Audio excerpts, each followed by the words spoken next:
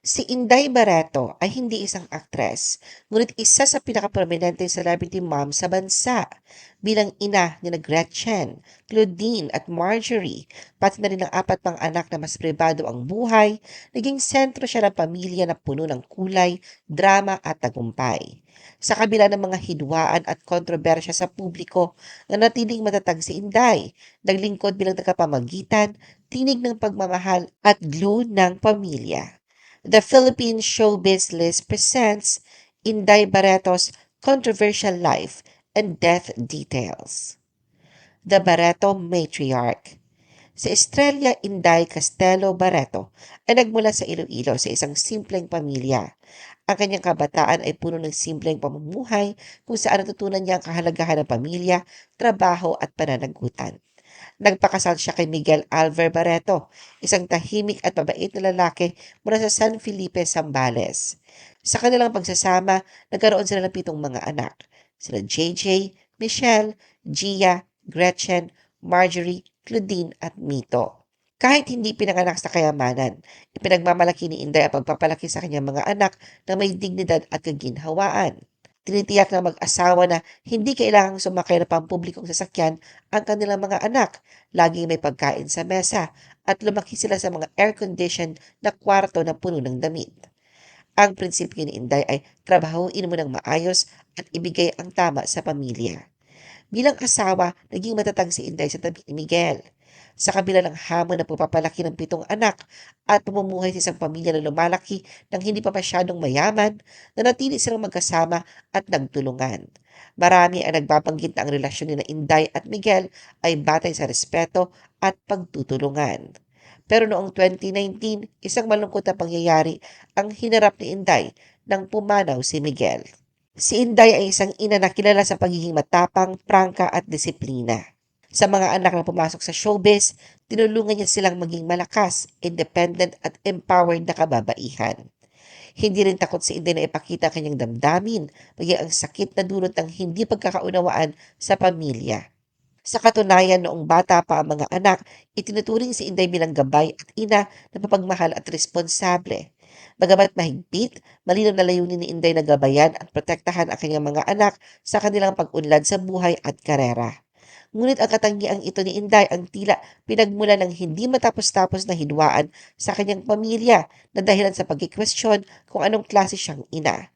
Ito ay nakaapekto sa magandang relasyon niya sa mga anak, katulad ng pagsasalarawan sa kanya noon ni Gretchen bilang isang abusive at narcissistic mother.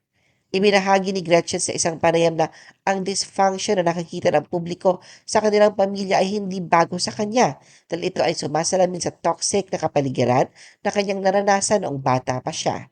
Ipinahayag niya na kanyang pagkabata ay puro ng sigawan at panlalait na taliwas sa pinapakitang komportabling buhay ni Inday. At sinabi pa niya na hindi niya naranasan ang kaginhawaan ng pagtakbo sa isang magulang para sa suporta. Ganun pa man, si Inday ay pinanindigan ang kanyang papel bilang protektor ng pamilya at sa kabila ng mga intriga at kontrobersya, hindi siya nawala ng tiwala sa bawat anak. Behind the controversy, Inday's enduring love and patience. Hindi naging perpekto ang lahat kahit para sa isang pamilya na malapit sa isa't isa. Ang pamilya Barreto ay naging mainit na paksa dahil sa kanilang mga hindi pagkakaunawaan na napakita sa publiko. Iba't ibang pagtatalo ang lumabas sa social media na nagbigay daan sa mga Pilipino na makita ang dynamics ng kanilang pamilya. Noong October 2025, muling umingay ang pangalan ni Inday nang lumabas siya sa YouTube channel ni Ogie Diaz upang pag-usapan ang relasyon ni Claudine sa kanyang dating asawa na si Raymar Santiago, ang pagiging ina at ang hidwaan sa pagitan ng kanyang 3 anak na mga babae. Pinuri ni Inday si Gretchen na mabuti ito sa yumaong asawa niyang si Miguel at sinabi pa niya na palagi niyang ipagtatanggol si Gretchen laban sa mga chismis na kumakalat tungkol sa kanya. Sinabi rin niya na si Claudine ay may malaking puso. Ngunit pagdating kay Marjorie, sinabi ni Inday na ang relasyon niya rito ay hot and cold. At paminsan-minsan ay hindi raw siya iniimbitahan ni Marjorie sa mga party. Ngunit sinabi niyang mahal niya ito. Death. Sa mga huling taon ng kanyang buhay, si Inday ay dumaras ng ilang hamon sa kalusugan, ngunit nanatili siyang matatag sa harap ng mga ito. Noong March 2024, na-ospital si Inday matapos nitong mahulog sa escalator ng isang shopping mall sa Taguig City. Nang taon ding yon, ibinahagi ni Claudine sa publiko na ang ina ay nagdiagnose na may lupus, isang autoimmune disease na nagdudulot ng komplikasyon sa katawan at nagpapahina sa immune system. Pabalik-balik ng ospital si Inday dahil madalas ito nagkakasakit. Kahit na limitado na kanyang physical na kakayahan, patuloy na inuuna ni Inday ang pamilya. Noong September 2025, ang pangalan niyang anak na si Mito ay pumanaw sa edad na 66. Sa kabila ng pagdadalamhati, si Inday ay nanatiling matatag, nagbibigay lakas sa kanyang mga anak at tinitiyak na ang samahan ng pamilya ay hindi nagigiba. Ngunit noong unang linggo ng 2026, ayon sa mga post sa social media ng kanyang anak na si JJ, dinala si Inday sa ospital dahil sa komplikasyon ng kanyang lupus at pangkalahatang kondisyon sa kalusugan. Ipinakita sa mga larawan na kuha sa loob ng ospital na si Inday ay patuloy na may karamdaman at sa caption ni JJ noong January 7 ay isinulat niya, "With mom still sick," nagpapahiwatig na hindi pa siya ganap na gumagaling. Sa parehong araw, nag-post din si JJ ng ibang larawan at naglahad, "Mom isn't okay yet, hoping for healing." Pagkalipas sa 2 linggo, noong January 22, muling nagbahagi si JJ ng larawan ni Inday sa ospital na may simpleng caption, "Mom," kalakip ng praying and heart emojis. Noong January 27, ibinahagi naman ni JJ na ililipat si Inday sa intensive care unit dahil sa lumalalang kondisyon nito. Sa caption, malinaw na pinabati ni JJ na seryoso ang kalagayan ng ina.